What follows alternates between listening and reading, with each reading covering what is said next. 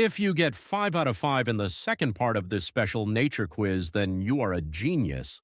Question 1. Which natural disaster is measured on the Richter scale? Earthquakes. Question 2. Which bird can fly backward? Hummingbird. Question 3. Which layer of the atmosphere contains the ozone layer?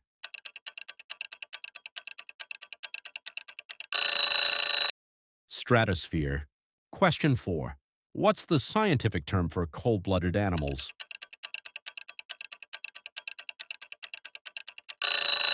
Ectothermic. Question 5. Which continent is home to the Amazon rainforest? South America. If you got 5 out of 5, then like and subscribe.